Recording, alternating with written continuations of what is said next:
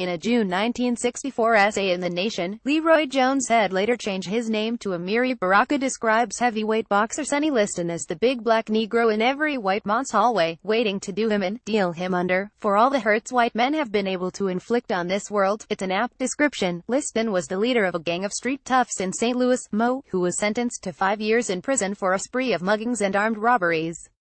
The year Jones' essay appeared, Liston had climbed into a ring with a black man who'd never been arrested and had never been associated with any kind of trouble.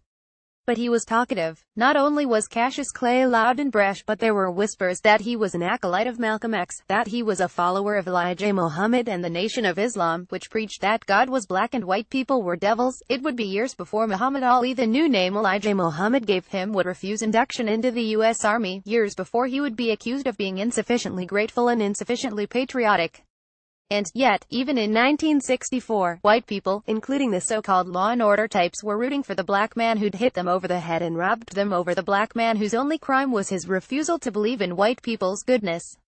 Americans generally profess admiration for Muhammad Ali today. He's held up as an example of a professional athlete, a celebrity, who was willing to risk his freedom and his career by standing up for his beliefs. But America is not a different country than it was 50 years ago. For proof of that, we can look at NFL owners who tolerate all manner of criminals on their teams and then express outrage at players who sit or kneel during the national anthem to protest police killing black people without punishment. Dallas Cowboys owner LeRoi Jones has vowed to bench any player he perceives to be disrespecting the American flag. The same Jones who praised Pro Bowler defensive end Greg Hardy as a leader after Hardy was convicted of assaulting and threatening a girlfriend. The same LeRoi Jones who has tolerated running back Ezekiel Elliott and has said there's no evidence that shows that he beat up a girlfriend in July 2016. Well, there's evidence that Elliott pulled down a woman's top and fondled her breast at a St. Patrick's Day parade in March, and there was evidence that Hardy, whose conviction was eventually overturned when the girlfriend didn't appear for an appeal hearing, had attacked and injured that woman. Why is it there more outrage at players protesting as the national anthem is played than there is outrage at players injuring the women in their lives? Why does it seem that the so-called law and order types are angrier at black players protesting than they are at black players who violated the law? The Cowboys haven't won it all in 23 years.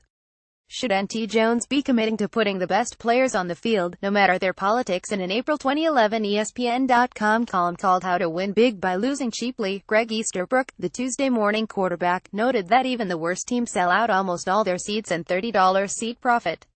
If sellouts are all but guaranteed even with bums on the field, then there's not a lot of sense in going all out to win with playing and coaching salaries.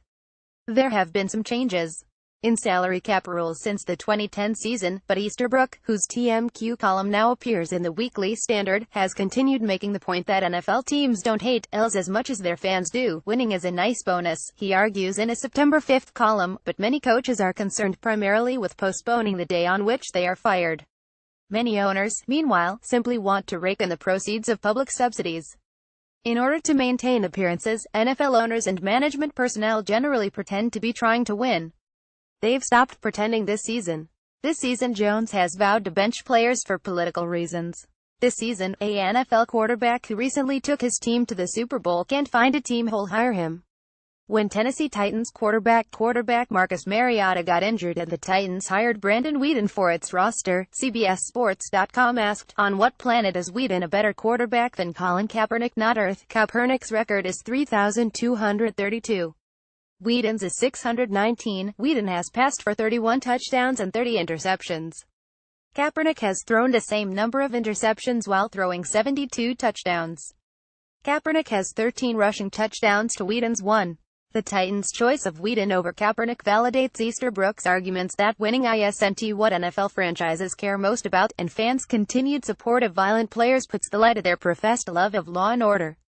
By not standing for the national anthem, Kaepernick has lodged a complaint that America isn't as good as she claims to be. And that's worse, in some people's minds, than breaking America's laws.